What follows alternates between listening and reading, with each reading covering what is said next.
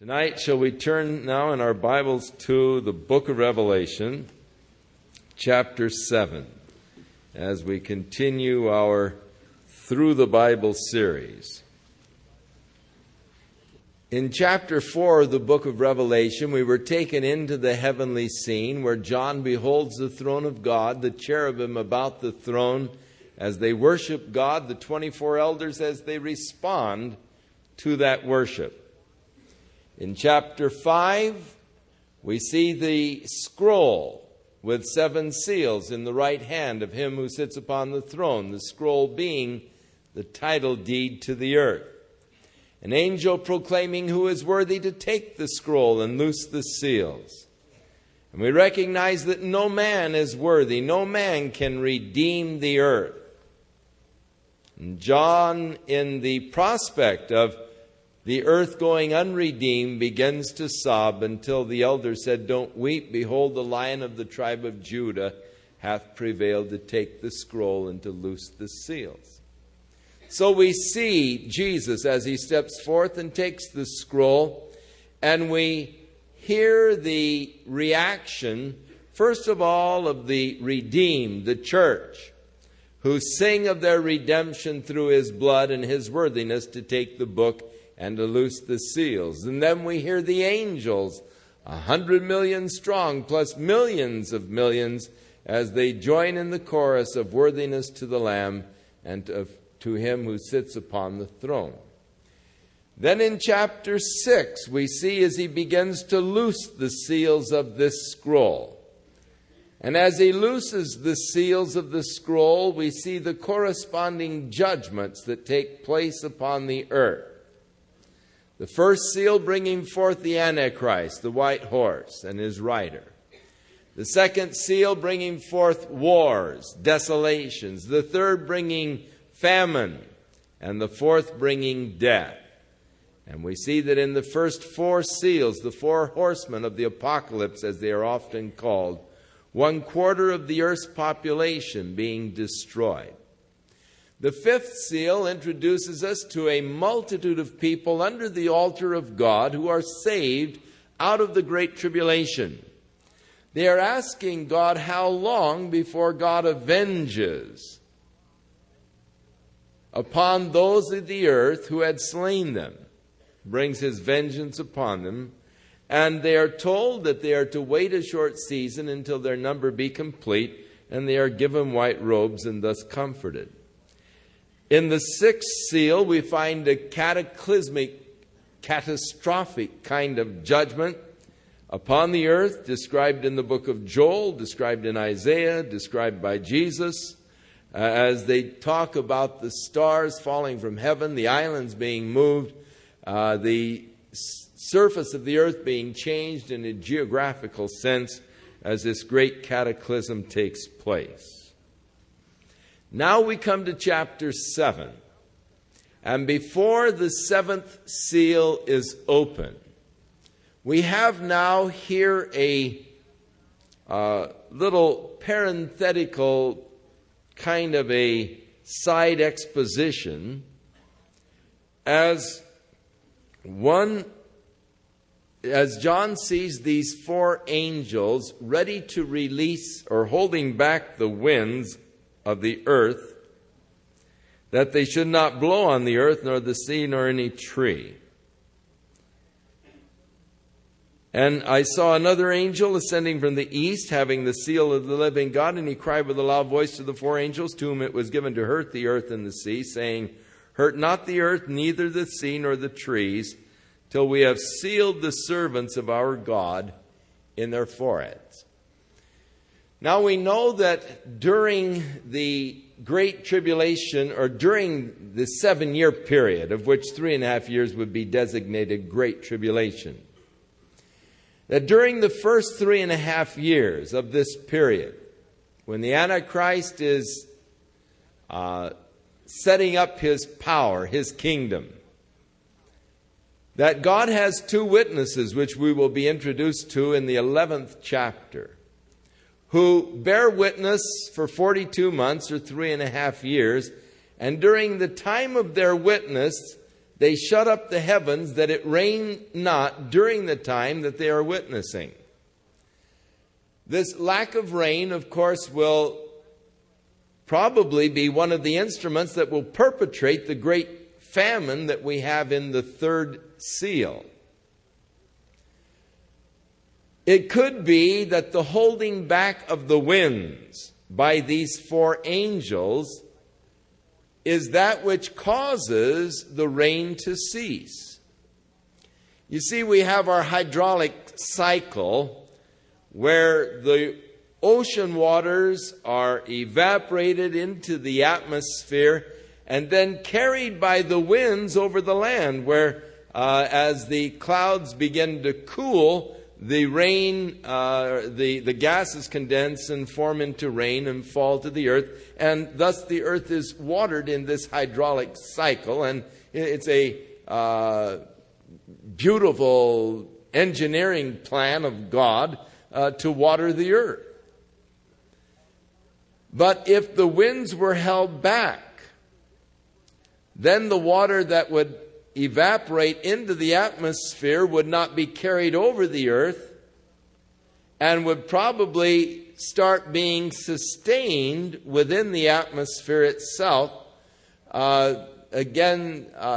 causing some very interesting atmospheric kind of phenomena, as the water would again be suspended in a greater concentration in the atmosphere. So here are four angels standing in the four corners of the earth. And the word corners is probably a poor translation. The Greek word is translated in the present time into quadrants. And we talk about the four quadrants of the earth, which is the north, east, south, and west. And so you have your north wind, east wind, south wind, and west winds. They're the four quadrants of the earth. There are people who have, always looking for something to find fault with in the Bible. And they say, well, the Bible, you see, was reflecting the superstition or the intelligence of the day, because they say the four corners of the earth. And so, evidently John believed the Bible, or the earth was flat and had the four corners. And so he was guilty of the flat earth theory. And thus you can't really rely upon the Bible, because it does have fallacies, such as the four corners of the earth. Well, I saw a sign that said the Marines were in the four corners of the earth. And so you can't trust the Defense Department, because they don't realize that the earth is round. They think that it has corners. No, the idea is the quadrants, north, east, south, and west. But interestingly enough, the physicists and all now declare that there really are four corners on the earth. The earth isn't actually round, that the poles are flattened somewhat to make the bulge at the equator. And so the earth is more of an elliptical shape, but the bulge actually creates about four corners of the earth. And that's one of the latest declarations of those men who study such things. But it's talking about the four quadrants, the four winds, the north, east, south, and west wind. And it is interesting to me that these angels, and they must be very fascinating creatures, have the power to hold back the winds that they blow not. Here they're holding back the winds. But they are told by this other angel who ascends from the east, having the seal of the living God, crying with a loud voice to the four angels to whom it was given to hurt the earth and the sea, saying, "Don't hurt them until we have sealed the servants of our God in their foreheads." And I heard the number of those that were sealed, and there were 144,000 of all the tribes of the children of Israel. Now that's very plain, isn't it? How many are sealed? 144,000. Who are they? of all of the tribes of the children. What can be plainer than that? Now, a lot of people have trouble with the book of Revelation because they say, well, you just can't understand it. You see, the 144,000 doesn't really mean 144,000. It's a symbolic number. It's 12 times 12,000. And 12 being the number of human government. And, start getting into it further and further and further. And so it means that one man is going to rule 1 month during the 1,000 years of the kingdom age, and all kinds of weird speculation on this. And, of course, the Jehovah's Witnesses say, hey, we are the 144,000, And Herbert W. Armstrong, in his Plain Truth of the World Tomorrow, says, no, we are the 144,000. And if you will double and triple tithe to the Church of God, you can become one of the 144,000, the inner circle, and when the precise time comes, we will send you a telegram that you can flee to this wilderness where we have prepared survival for the 144,000. And so they're trying to be the 144,000 as the Jehovah's Witnesses are trying to be the 144,000. And many other groups have tried to take this identity upon themselves. But obviously in doing so, you have to disregard the text itself, and you have to start reading into the text and say, well, no, God didn't mean what he said. That's all symbolic language. It's all in a spiritual sense, and we are spiritual Israel, you see, and I'm of the spiritual tribe of Asher and Benjamin or whatever. But just to keep this kind of speculation from taking place, the Lord then lists the 12 tribes. Now, you are familiar with the fact that there are actually 13 tribes. Are you not? You remember when Joseph came to Jacob, or vice versa, Jacob came down to Joseph in Egypt, having thought he was dead for many years.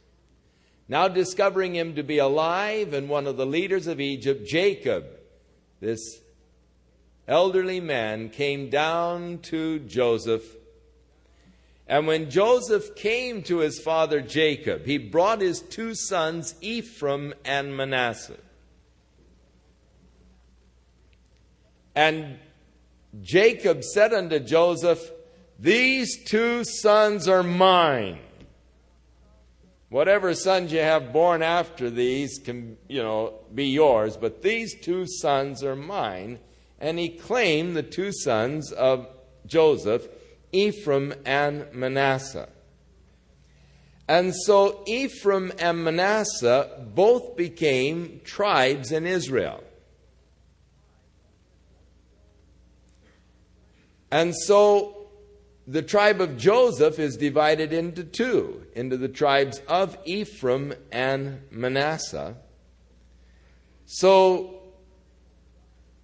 the Levitical tribe became the 13th tribe, but was usually not numbered among the tribes. For instance, in the division of the land, there was no portion for Levi because the Lord was their portion. So the land was apportioned into 12 sections, one for each of the tribes, and Ephraim and Manasseh both received their allotments. Now, as a rule, you don't read of the tribe of Joseph because it was into 2 tribes. Here we find the tribe of Joseph and the tribe of Manasseh. So when it refers to the tribe of Joseph, no doubt it is the tribe of Ephraim, because Manasseh is also listed as being sealed, the 12,000 here in the 7th chapter. And so the interesting thing is that the tribe of Levi is also listed here, but the tribe of Dan is thus omitted. Dan was the first of the tribes to go into idolatry. If you go to the Tell of Dan in northern Israel today, they have excavated quite a large area of pagan worship, as the tribe of Dan was the leader in idolatry, the first tribe to go into idolatry. And it could be that is the reason why God has not sealed them from some of the things that are going to transpire during the Great Tribulation period. You find, as we move along in the book, that the 144,000 who are sealed are protected divinely by God from many of the judgments which are going to come upon the earth.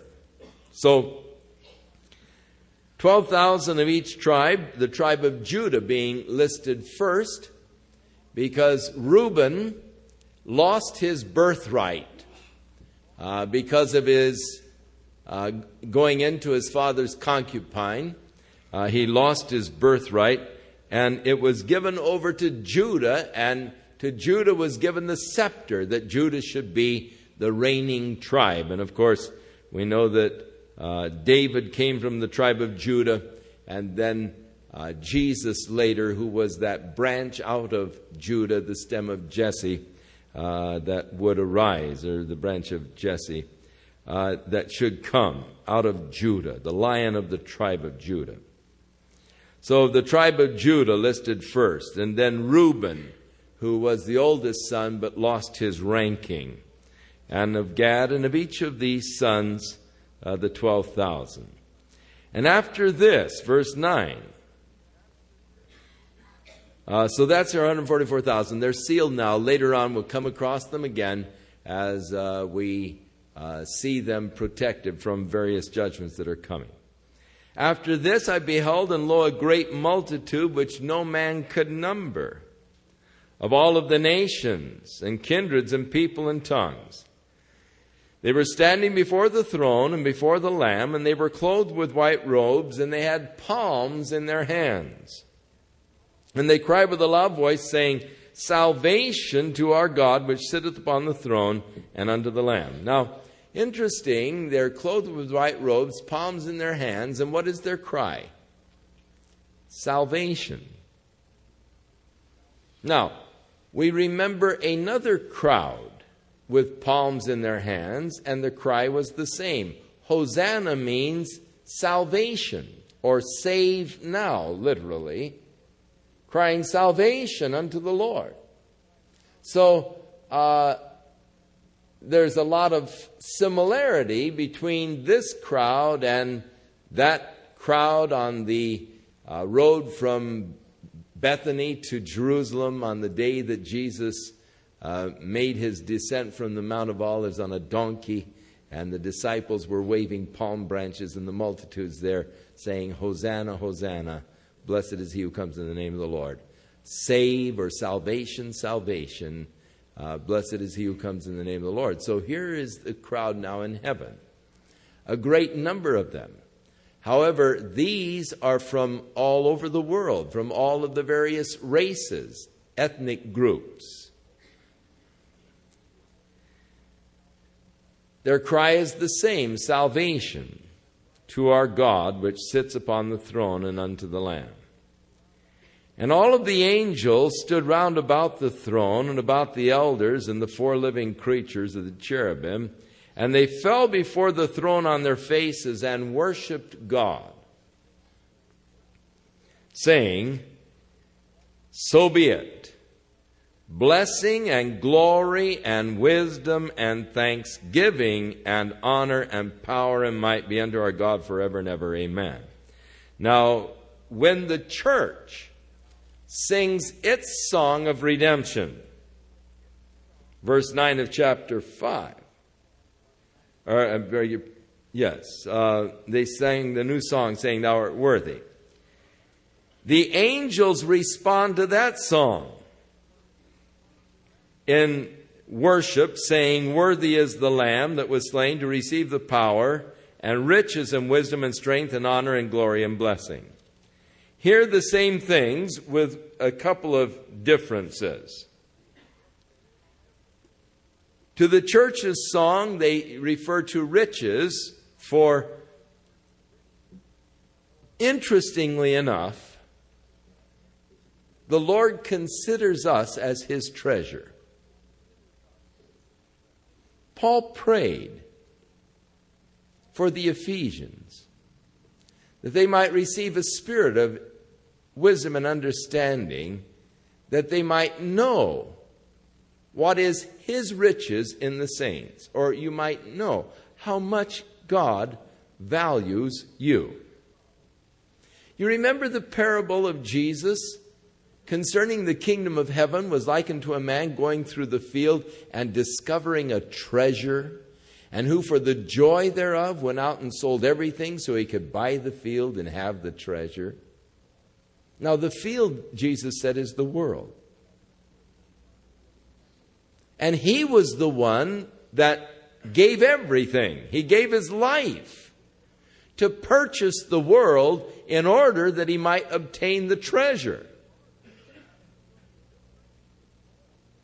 So if you only knew, Paul said, how highly the Lord treasures or values you. And Peter writing says, we are His peculiar treasure. Well, it's peculiar to me that God would, take such value in me, that God would treasure me. But we are His inheritance. So riches, when the church declares its song, for we are His inheritance, His riches. When this group sings, thanksgiving is substituted for riches. And so that's the difference in the response to the two groups. As the angels respond to this second group, the response is not of riches, but of thanksgiving. Interesting little difference here. They are different groups. We do not see the church here in chapter 7, but we see those who were in chapter 6 under the 5th seal, who were martyred during the Great Tribulation for their testimony, who were crying for vengeance on those who dwelled upon the earth, who were given white robes and told that they should wait for a short season until their full number be complete. They were saying, how long, O Lord, holy and true, before we can enter into the heavenly scene? The Lord gave them white robes and said, wait until your full number is complete, and then you can come in. Now we see their number completed. We see them entering into the heavenly scene. And this is really taking us on out to the end. And so in chapter 7, as we have this little vignette, it's one that now takes us out and shows us the whole picture. And then we'll, of course, come back to the seals again when we get to chapter 8. So this is just a little side view and a side journey and a view of this little segment here on out to the end. So the angels respond to their song of salvation, worshiping God and ascribing to God the blessing and the glory and the wisdom and thanksgiving and honor and power and might unto our God forever and ever, so be it. Now one of the elders asked John a rhetorical question, saying, what are these which are arrayed in white robes, and where did they come from? Who are they, John? Where did they come from? And it was a rhetorical type of a question that was designed to open the door for an answer. It wasn't really looking to John for an answer, but it was just designed to open the door to give the answer to John. And I said unto him, John said, Sir, Kurios, often translated Lord, thou knowest. And he said unto me, these are they which came out of the great tribulation, and have washed their robes and made them white in the blood of the Lamb.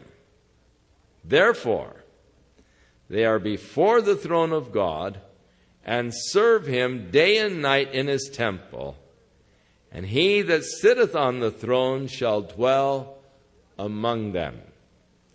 Now we find that ultimately these are to receive all of the rights and the privileges of God's redeemed people, the church.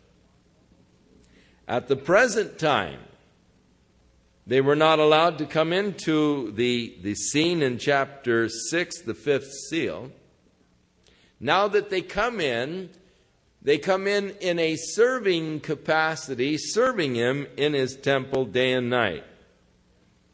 Whereas the church is reigning with him, and the promise to the church is that they would reign with him. Unto him who loved us and purchased us with his blood. And we shall reign with him. These are serving him there in the temple of God. And he that sits upon the throne shall dwell among them. Now, they came up out of the great tribulation, which means that they were no doubt martyred during this tribulation period. And we will read where when the Antichrist takes over, he's going to bring in a new economic system which requires everyone receiving a mark and no one being able to buy or sell without that mark. However, anyone who takes the mark will be consigned to a hopeless eternal future. No hope for salvation for anyone who takes the mark of the beast. So they have power, though, to put to death those that refuse to take the mark. Of course, not being able to buy or sell, you could probably starve to death quite easily. So a great number of people will be saved after the church is raptured. Now, there is an indication that those that will be saved after the rapture are those who had never heard the gospel before. That indication comes from Paul in writing to the Thessalonians, his second epistle, talking about the coming of the Antichrist. He declared that because they did not want to believe the truth, God gave them over to deception that they would believe the lie. So those who have consciously and willingly rejected the truth that is in Jesus Christ, when the Antichrist comes, will bring a strong delusion, and God will allow them to be deluded because they did not want to keep the truth. But there are perhaps 2 billion people on the earth today who have never heard the message of salvation through Jesus Christ. During this period of time, the message of salvation will be declared by the 144,000 that have been sealed. It will also be declared by angels flying through the midst of heaven. And among the 2 billion people who have never heard the saving grace of God through Jesus Christ, there will be many who will receive the witness and the message of the 144,000 and of the angels and will be saved, martyred, and brought into the heavenly scene. A great number that no man could count, we are told. From all over the world, from all of the nations, kindreds of peoples and tongues. So an interesting group in heaven. John did not recognize them. Had they been the church and the elders said, "Who are these? Where did they come from?" John would say, "Well, that's the church, you know. I know them. I'm a part of that group." But he did not recognize them because they are a saved multitude that are not the church. And thus, to John, it is a mystery. But the mystery is explained by the elder. They came up out of the Great Tribulation. They were martyred, and during the Great Tribulation period, washed their robes and made them white in the blood of the Lamb. Now, they shall hunger no more, neither thirst any more. As we proceed on into the further judgments of God that are going to come upon the earth, we find that the fresh water supplies are going to be polluted, so that men will have a real scarcity of water. Not only, of course, if it doesn't rain for 3.5 years, that's going to deplete the water. Also, imagine what would happen even here in Southern California if there were 3 years without water. It wouldn't take long to use up our supplies.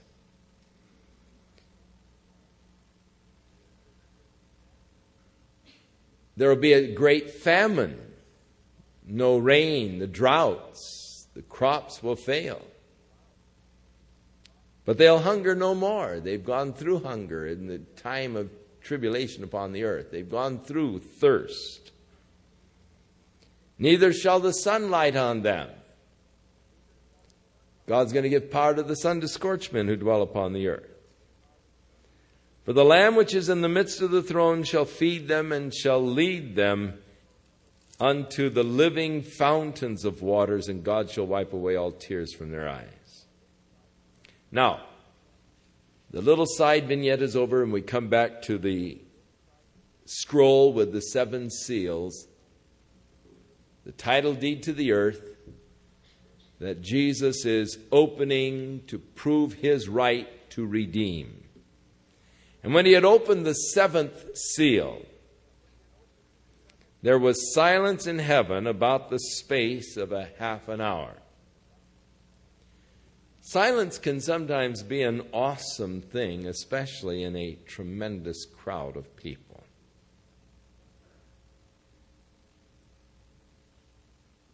You see what silence for 15 seconds does. It seems like it expanded, quiet, and it's sort of an awesome thing. And they're in heaven, vast multitudes. We've been singing, we've been worshiping, we've been seeing all of the activity that is there. Suddenly there is silence when this 7th seal is opened. Sort of an awesome time. Now, out of the 7th seal, there will proceed now 7 trumpet judgments. In these pyrotechnic displays during the 4th of July, you've seen these skyrockets that burst open. Big flash. But then from that, there will be a secondary, and just about the time the big first one begins to fade, then there will be that second one that comes out of it, another flash. And that's about what we have here. The 7th seal is open, and poof, here comes the second series of 7 judgments. Out of the 7th seal, the 7 trumpets now burst out. When you get to the 7th trumpet, then the 7 vials of God's wrath, which complete the plagues, will be bursting out and coming forth. And so the silence, about the space of a half hour in heaven, just before now this second series of judgments. I saw the 7 angels which stand before God, and to them were given 7 trumpets. Now, we know that the cherubim are about the throne of God. There are 4 of them. Satan used to be one of the cherubs. They seem to be the highest of God's created beings in an angelic form. The next highest are the archangels, of which the Bible speaks of 2. Michael, called the great prince, an archangel. Gabriel, when he announced himself to the father of John the Baptist, Zacharias, he said, "I am Gabriel who stands in the presence of God." There are 7 angels that stand there in the presence of God, who are dispatched by God on particular missions. Now, in the one of the apocryphal books of Enoch and also Tobit, Raphael is also named as one of the 7 angels. Also in Enoch is named Uriel and Sacriel, and he names a couple of others. But here are 7 angels who stand before God. And to them were given 7 trumpets. And another angel came and stood at the altar, having a golden censer. And there was given unto him much incense, that he should offer it with the prayers of all of the saints upon the golden altar, which was before the throne. I believe that this other angel is Jesus Christ, and we see him now in his work as a mediator there in heaven, as our great high priest. Now, you remember on earth, the high priest would go in and offer before the Lord the sacrifices for the people. And within the temple daily, the priest would go in and would take these little incense burners with the coals from the altar and offer them. The smoke of the incense would arise before the altar, which was called the mercy seat, which was outside of the Holy of Holies. Daily, they would go in and offer this incense. Now, the earthly tabernacle was a model of heaven, as we have told you. So again now we see the actual scene in heaven, of which the earthly tabernacle was the model. But we see this angel, who, as I say, I believe to be Jesus, with a golden censer, offering with much incense the prayers of all of the saints upon the golden altar, which is before the throne, of which the altar in the tabernacle of the mercy seat was a model. And the smoke of the incense which came with the prayers of the saints ascended up before God out of the angel's hands. And so here are the prayers of the saints again being offered before God as incense. Now, we found this happen back in chapter 5 when the Lamb came and took the scroll out of the right hand of him who sat upon the throne. The elders took the little golden bowls filled with odors, which are the prayers of the saints, and they offered them before the throne of God. That's when the church burst out singing, "Worthy is the Lamb to take the scroll." But our prayers are often referred to as a sweet-smelling savor unto God. That they ascend unto God as a sweet-smelling savor. So here again, the prayers of the saints being offered with incense before the throne. These are possibly the prayers of those souls that were under the altar in chapter 5, saying, "How long, O Lord, before you avenge our blood?" Now that God is going to pour out the second series of judgments, these prayers of the saints who were asking God to avenge their blood against those on the earth who had slain them, it could be that these are the prayers that are being offered at this time.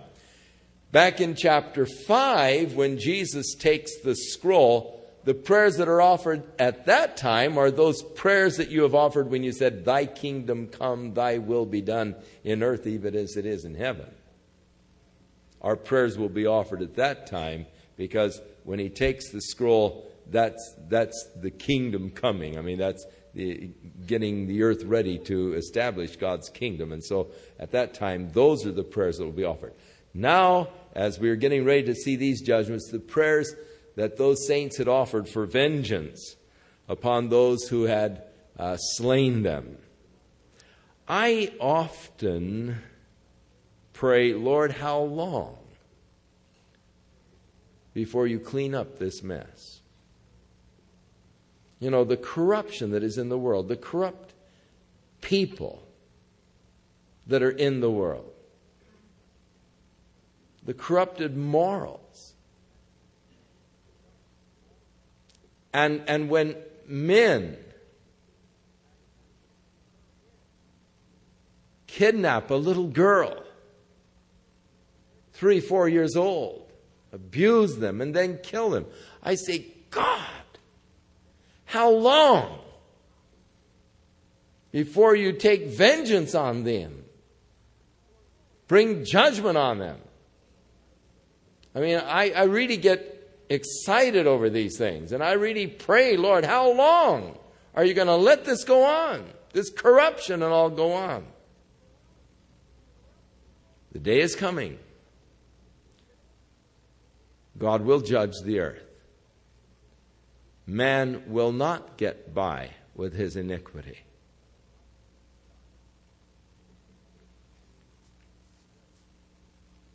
And so the prayers of the saints upon the golden altar before the throne, and the smoke of the incense which came in with the prayers of the saints ascended up before God out of the angel's hand. And the angel took the censer. He filled it with fire from the altar and cast it into the earth. And there were voices and thunderings and lightnings and an earthquake.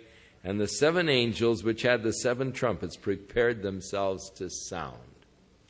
And so we see a spectacular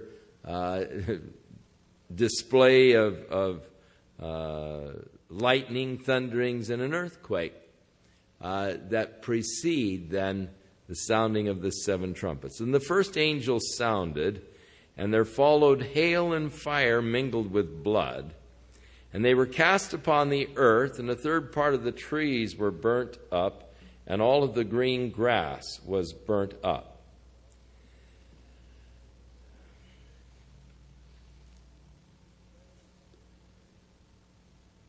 There is in our solar system an asteroid belt that does create great concern to many of the scientists and astronomers. Outside of Tucson, Arizona, they have established the KIT telescope. In fact, it's quite a group of telescopes out there on Kit Mountain. And one of the main objects of research is that of charting and plotting and searching for asteroids that do present a real threat to the earth. There are some 2,000 asteroids that have already been identified whose orbits can ultimately bring them into a collision course with the earth. There are another 2,000 with the possibility of their orbits bringing them into a contact with the earth. The scientists are actually discussing preventative measures that might be taken should we discover one of these trajectories of the asteroids to be an immediate threat, say within the next year or so, to send somehow a space shuttle out there to try to somehow redirect the asteroid away from a collision with the Earth, because an asteroid of 1 kilometer impacting the Earth would do more physical damage than an all-out nuclear warfare. The only thing it would not have would be the radiation after effects. We know that the Earth has shifted from its polar axis. We know that the northern area of the North Pole, up in those areas, the Arctic Circle, was not always an Arctic Circle. It was not always a frozen waste. It was not always covered with ice. For there in the ice they have found mastodons, perfectly preserved, frozen. They're in the ice with tropical vegetation in their digestive tracts. It is believed by many scientists that the shift of the polar axis could have taken place as the result of an asteroid impacting the Earth. They believe that the crater there in Arizona outside of Winslow, that is 3 miles in diameter, 522 feet deep, that this crater was formed perhaps by an impact of an asteroid. And that was large enough, if the impact came at the right direction, coming in at the right direction, could have jerked the Earth. In other words, you take and here's a ball that's spinning, and suddenly you hit that ball with tremendous force. You can stop the spin of the ball, or you can cause the ball to flip over. So an asteroid hitting the Earth would cause it to flip, and suddenly these mastodons, who were living 1,600 miles away from all of this polar Arctic ice, the Earth gets jerked in just a moment's time, 1,600 miles, and suddenly this tropical area is under this cold air mass of the pole, and immediately they are frozen in this 50, 80 below zero kind of flash freeze, as suddenly they're under this mass of Arctic air.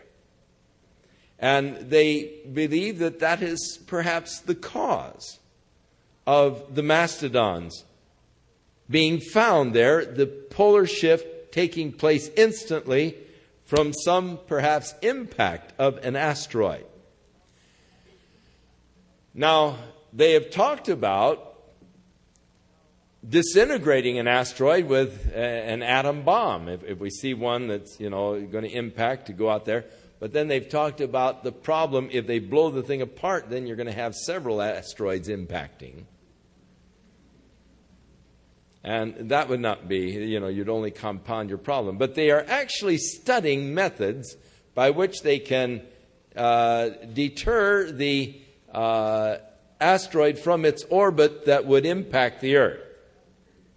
It is a tremendous concern of the scientists today, and we are spending millions of dollars in research and study to protect the Earth from this kind of a danger that does exist.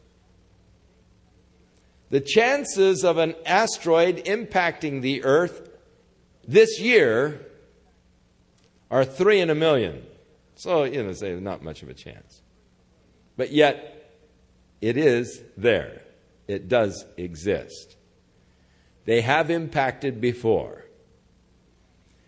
We believe, or the scientists believe, that in 1906, that great cataclysmic catastrophe in Siberia flattened huge trees, laid them over like toothpicks for several hundred miles. They believe that that was perhaps an asteroid impact. And so it is a thing that is a threat and a concern. Now, it could be that in studying these phenomena that are taking place in these trumpet judgments, these things could take place as the result of asteroid impacts. You see, the last asteroid that came close to impacting to the Earth was back in 1937. We almost had a calamity then. The asteroid came within 500,000 miles of the Earth. And, of course, we were monitoring the thing, and we didn't know. At that time, we weren't able, with computers, to plot the trajectory enough to know whether or not it was going to impact. But a lot of people thought it was going to impact back in 1937. That was the last close encounter that we had with an asteroid of any size. Of course, we find meteorites, 1,800 per second coming into our atmosphere somewhere around the Earth. I mean, that's quite common. Now, this year, Halley's Comet is returning. Behind Halley's Comet is that tail that is just a bunch of what they call space garbage, debris.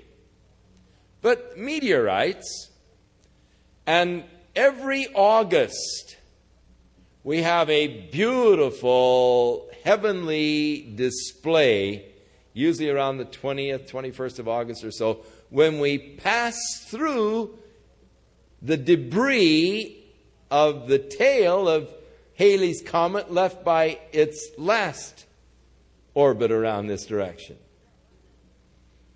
And this junk that is there in space, we every year pass through the orbit, and when the Earth orbits around the sun, when we get to that point where all that junk is, we see the what we call the falling stars, or those showers. And many nights I have stayed out and watched the shower, and it's really an exciting experience. Now, Halley's Comet will probably not be visible to us this year because it's going to orbit on the other side of the sun, going to take and turn away. It may be that we'll be able to see a little bit of the tail as it moves away from us and begins to leave. The gravitational pull of the sun will pull off more of the tail and bring it into our solar system, so that we could very well have some interesting meteorite showers and all in the next few years, as the sun will pull off a lot of the debris from Halley's Comet as it turns and starts to escape. Not all of the tail will escape. A lot of the debris will be pulled by the gravitational strength of the sun. But this strong asteroid belt is out near the planet Jupiter. But sometimes they're pulled out of their orbit there and are brought into a collision course with the Earth. And it is something that is being studied and is quite interesting to the scientists. Now, we find Jesus saying that the stars of heaven are going to fall like a fig tree casting forth its untimely fruit. In other words, some of these meteorite showers that we've seen are nothing to be compared with what's going to happen during the Great Tribulation period. And some of these things that are transpiring do sound like perhaps impact with asteroids and the effect that it would have. So the first angel sounded, followed a hail and fire mingled with blood, cast upon the earth. Now remember, the earth has gone through a period of 3.5 years drought. So all of the trees are very dry and all, and with this fiery shower hitting the earth, the trees and the dry grasses and all will be like tinder. A third part of them will go up in smoke. The second angel sounded, and it was like a great mountain, and this now does sound like an asteroid indeed. A great mountain burning with fire falling in the sea. Fortunate, had it impacted on the land surface, probably would have created another polar axis shift. But this great mountain of fire huge meteorite or asteroid falling into the sea. And a third part of the sea became blood, probably the explosion of the thing, the disintegration into dust, coloring the sea, turning it a blood red, like a red tide that we often see. And the result of it would be, as the red tide, the killing off of the fish. And so a third part of the creatures which are in the sea that had life died. And a third part of the ships were destroyed. The ships were probably destroyed by a tidal wave that would be created by such a impact. And so if you had the sea probably being the Mediterranean Sea, so if you had your yacht parked or docked in the Mediterranean somewhere, you'd probably lose the thing. A third part of them will be destroyed by this second trumpet judgment. The third angel sounded, and there fell a great star from heaven, burning as a lamp, and it fell upon a third part of the rivers and upon the fountains of waters. And the name of the star is wormwood. The word is also translated hemlock. It's a bitter, poisonous substance. And a third part of the waters became wormwood or poisonous, and many men died of the waters because they were made bitter, poisonous, as the result of this third star, or the star falling from heaven, the third trumpet. Now the fourth angel sounded, and a third part of the sun was smitten, and a third part of the moon, and a third part of the stars. So as the third part of them was darkened, and the day shone not for a third part of it, and the night likewise. So it is quite possible that in this, if it is indeed a meteorite shower, and when these meteorites come into our atmosphere and disintegrate, they turn into dust.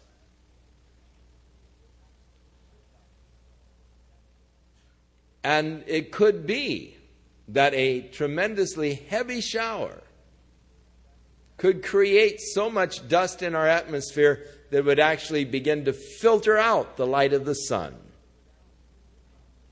Even as when Mount St. Helens erupted and it became dark at noon in several of the cities in Washington around Mount St. Helens, as that thing disintegrated into dust and really darkened the skies. So a heavy kind of a meteorite shower, as you know, if it's like a fig tree dropping its figs in a wind, just this heavy shower of meteorites around the earth, disintegrating into dust, could very well shade the sun for a time by all of the debris in the atmosphere. And so the sun shone but for a third part, and the moon, of course, which is just a reflection of the sun, and the stars. And I beheld, and I heard an angel flying through the midst of heaven, saying with a loud voice, Woe, woe, woe to the inhabitants of the earth by reason of the other voices of the trumpet and of the three angels which are yet to sound. Now this word angel here is not the same word that we've been dealing with, angelos, which is messenger, but aetos, which is also translated eagle. And in some of your translations you'll find eagle. The eagle flying through the midst of heaven.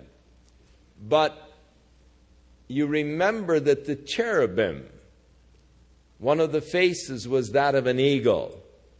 So this could be both an angel and an eagle, or one of the cherubim. Certainly it's not an eagle as we know an eagle.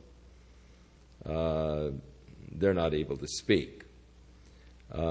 This one flies through the heavens and warns all of the inhabitants of the earth. So it's a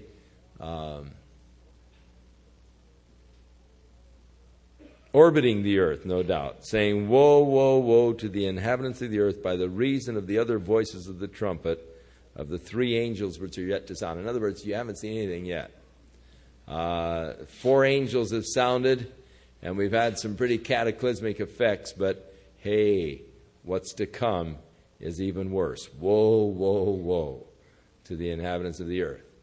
Now, I had a parrot once that I trained to say, woe, woe, woe.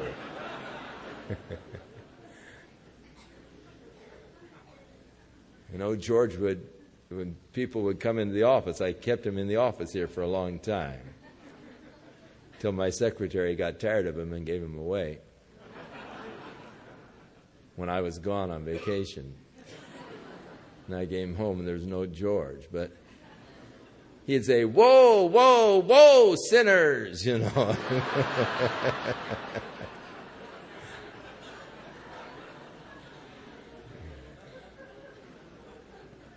He was a nice bird.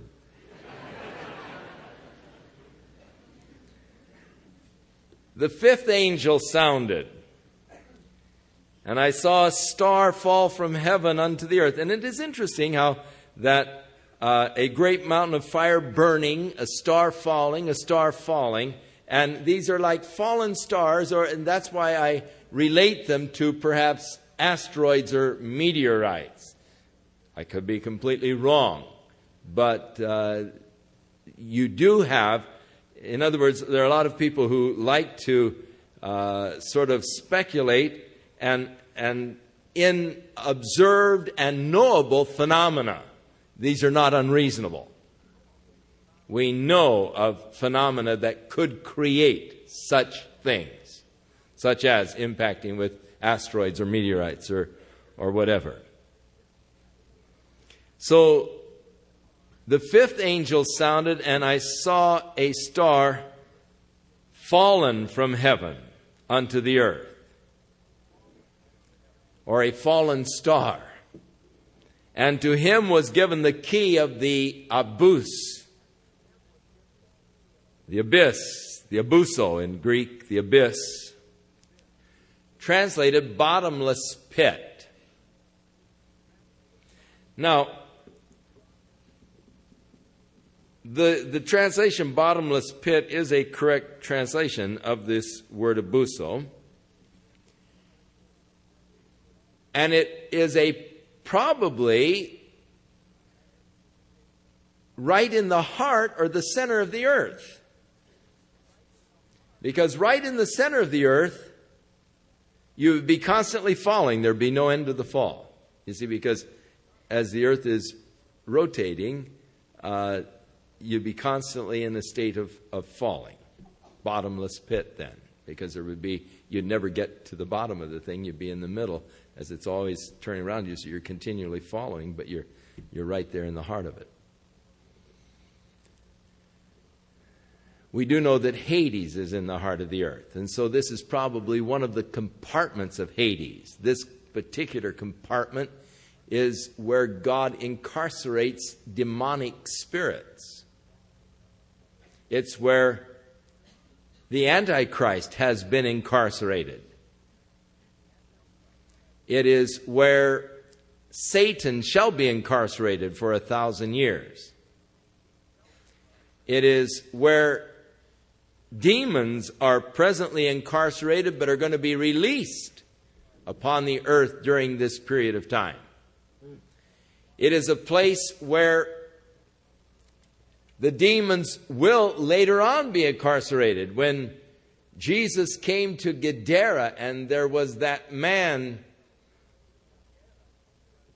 who was filled with devils, demons, and Jesus said, "What is your name?" And they said, "Legion," because there were many.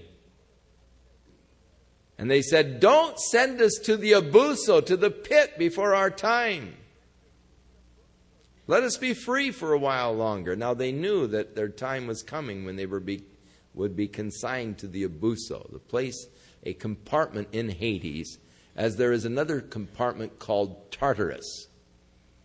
A compartment in Hades. This one for fallen angels or fallen spirits, demonic spirits, whereas Hades itself is for the rebellious man. And so he sees the fallen star from heaven, who no doubt is Satan. He has the key to the abuso. And he opened the abuso, the bottomless pit. And there arose a smoke out of the pit as the smoke of a great furnace, and the sun and the air were darkened by reason of the smoke of the pit. And so somewhere upon the earth there is probably a fissure of some kind that goes down to the heart of the earth that shall be opened. And as it is, like a furnace, this smoke is going to ascend from the heart of the earth, darkening the skies, as the skies were darkened after the eruption of Krakatoa and after the eruption of Mount St. Helens, Krakatoa. And there came out of the smoke creatures, demonic creatures. They, as John sees them, because they swarm in great clouds, they are like locusts, in that they cover the skies, and the skies become dark. And, of course, in that part of the world, they have plagues of locusts that actually so many millions of them that it turns the skies dark as they invade an area. And so these are like a locust plague. And to them was given power as scorpions of the earth have power. And they were commanded that they should not hurt the grass of the earth. And of course that's the natural food of the locusts. Neither any green thing, neither any tree, the general diet of the locust, but only those men which have not the seal of God in their foreheads. So at this point, God is going to start separating those that have His seal in their foreheads from those who do not. Even as God made a separation in the plagues in Egypt. And there was darkness in Egypt, but in Israel there was not darkness. Frogs in Egypt, but among the camp of the Israelites there weren't frogs. Frogs in their beds, frogs in their kneading troughs and so forth. They would knead their dough, and frogs, just everywhere frogs, except in the area of Israel. God made a separation, a difference, so He will again. And to them was given that they should not kill the people, but that they should be tormented for 5 months. And their torment was as the torment of a scorpion when it strikes a man. Over there in the Middle East, the scorpion, and of course upon the earth there are several varieties of scorpions. But there in the Middle East, the scorpion that is over there has a sting which is purported to be the worst pain of any sting possible. And these locusts have power to inflict this kind of a stinging torment like scorpions for a period of 5 months. And in those days shall men seek death. The torment being so fierce, men will seek death and shall not find it. Shall desire to die, and death shall flee from them. So an interesting period when death takes a holiday for 5 months. Now, death is an interesting phenomenon. It's something we don't fully understand, all of the real mechanics of it. What does happen when the spirit of man leaves his body? We say, well, it's death. They have the EEG probes all connected, and they watch the little monitor, and they watch the brainwave activity as it flutters there on the monitor and shows across the screen. But then when the line goes flat, they'll monitor it usually for 24 hours, and then they'll pull the plug.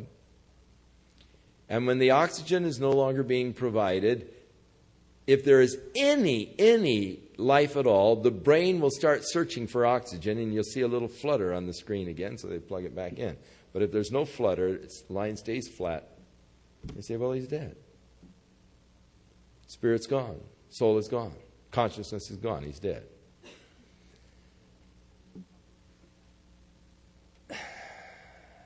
What releases the consciousness? What releases the spirit of man from his body?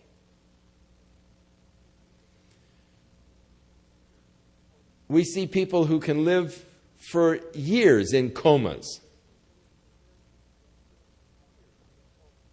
The spirit doesn't leave, yet their body is there, and yet they haven't the capacity of doing it. They're just in a comatose state. Why hasn't the spirit left? What keeps the spirit there?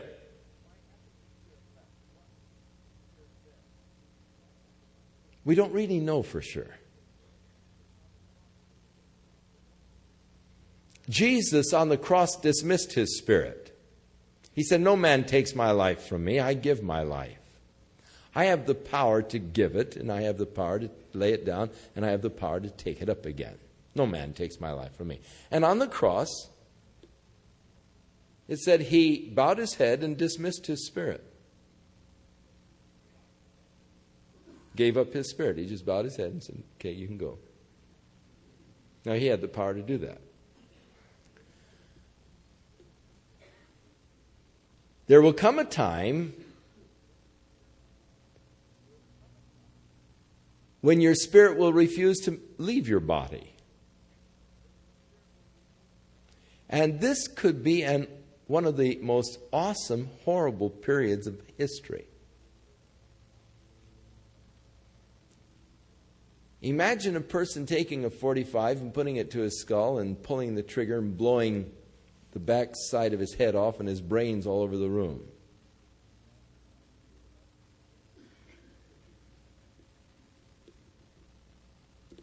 And yet he not dying. The spirit not leaving. And he goes around with this hole in his head. But he keeps on living. The spirit won't leave. That could be horrible. You see, the real me is spirit. The body is the instrument that God has given to me whereby I can express myself. But the body is the medium of expression for me. But the real me is spirit. The real me is not the body. The real me is spirit. Through the body, my spirit can express itself. And that's what God has designed. He has designed the body as the medium by which I can express myself to others, and I can relate to others, and they can relate to me. It's the medium by which we come to know each other, we come to appreciate and love each other. This medium of our bodies by which our spirits express themselves to each other. Now, generally, when through age, accident, illness, disease, or whatever, generally, when the body can no longer fulfill the functions for which God purposed, when the body can no longer really express me, when the body gives me more pain and suffering than joy and pleasure, or when the body is so weakened that it can't really express me anymore, then God releases my spirit from this body. And my spirit then moves into my new body, the building of God not made with hands, eternal in the heavens.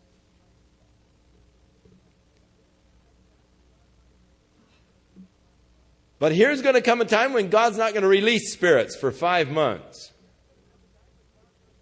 And people will actually seek to die, perhaps mutilate their bodies, and under normal circumstances their spirit would have left. But God's going to let them go on in that condition for 5 months. As I say, it'll probably be one of the most horrible periods in the history of the world, when for 5 months people can't die.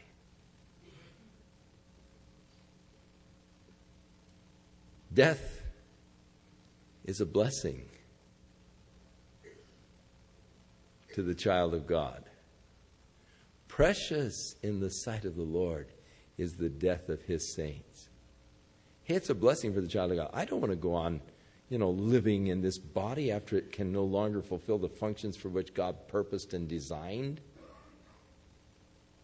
I don't want to just lie in a bed just staring at the ceiling and needles and intravenous into me and oxygen and people come in and look at me like I just, and have to be there month after month and year after year and for 50, 100, 200 years you're just lying there, and staring at the sky and can't say anything or do anything. That would be horrible. That would be hell.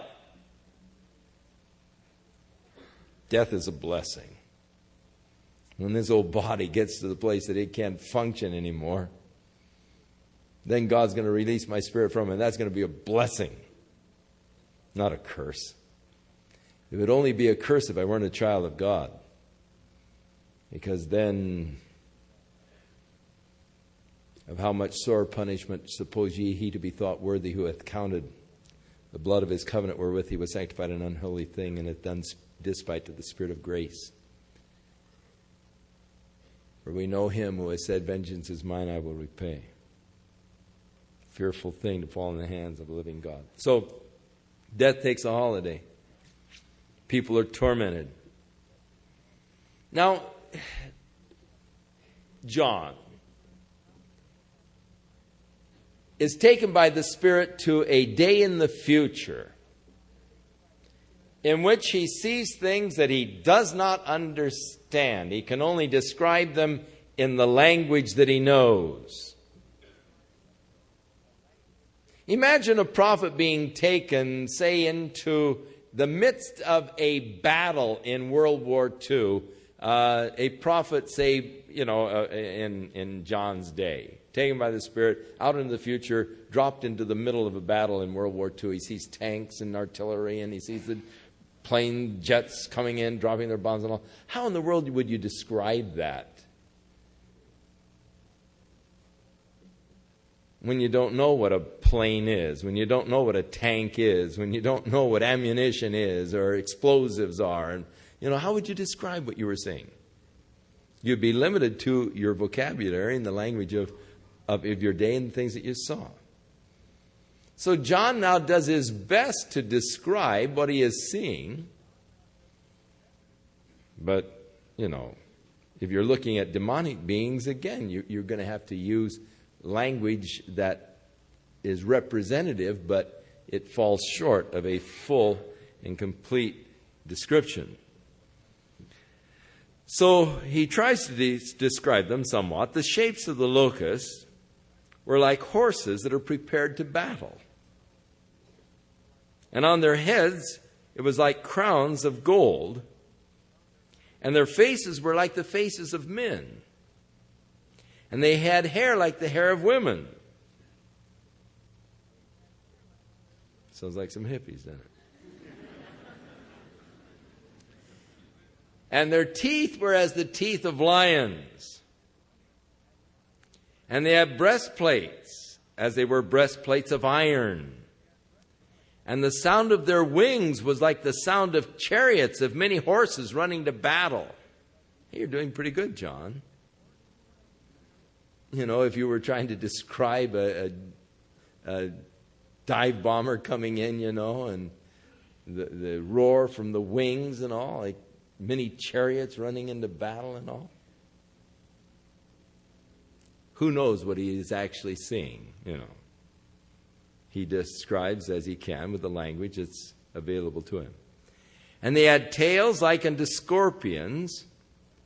There were stings in their tails. They had power to hurt men for 5 months. And they had a king over them, which is the angel of the bottomless pit, or this fallen star. And his name in the Hebrew is Abaddon, but in the Greek it's Apollyon. And the words mean destroyer. So another name for Satan, the destroyer. And oh, what a destroyer he is. Look at this world. Look at men who have been destroyed by the power of Satan. Woe, woe, woe to the inhabitants of the earth. Hey, one now is past. but there are 2 more to come. The 6th angel sounded, and I heard a voice from the 4 horns of the golden altar which is before God, this altar of which the mercy seat was a model. And they said to the 6th angel which had the trumpet, "Loose the 4 angels which are bound in the great river Euphrates." And the 4 angels were loosed, which were prepared for an hour and a day and a month and a year to slay a third part of men.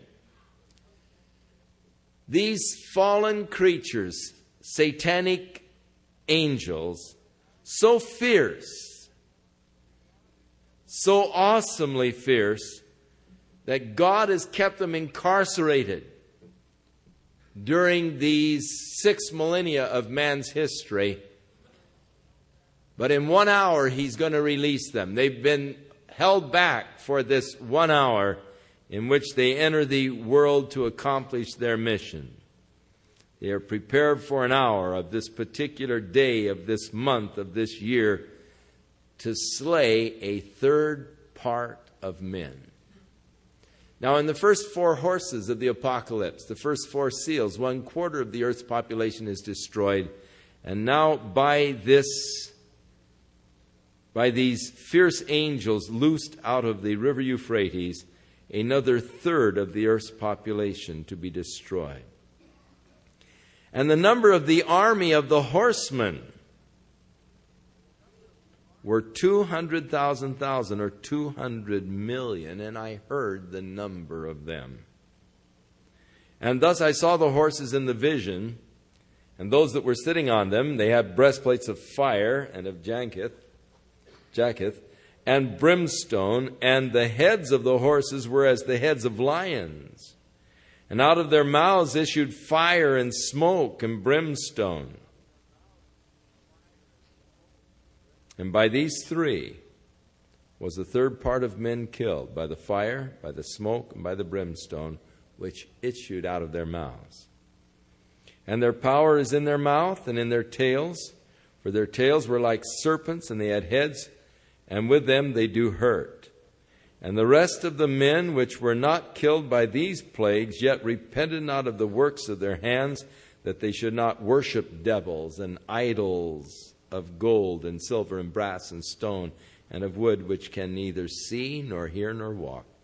Neither repented they of their murders, nor of their sorceries, nor of their fornication, nor of their thefts. And so the judgments of God do not really bring men to repentance. Man hardens his heart against the judgments of God. Paul said, don't you realize it's the goodness of God that brings a man to repentance? That is why I seek in my messages to preach of the goodness of God and emphasize the grace of God. It's the goodness of God that brings man to repentance. I do talk about the judgments of God that are going to come, because I would be derelict in my responsibilities if I did not, because that is a fact that must be faced. However, I do not like to make that an emphasis of my ministry, and I don't, because the judgments of God are only going to harden the hearts of men, and they fail to repent of all of their evil which they do, even in the midst of this horrible period of judgment. They continue their worship of Satan and the representations in the idols.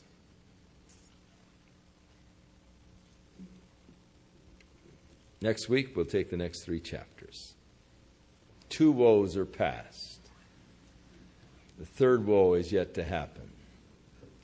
The 7th trumpet, from which will come the 7 vials, the last final plagues.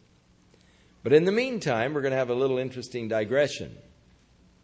Chapter 10, we're going to have a little digression into the glorious return of Jesus Christ.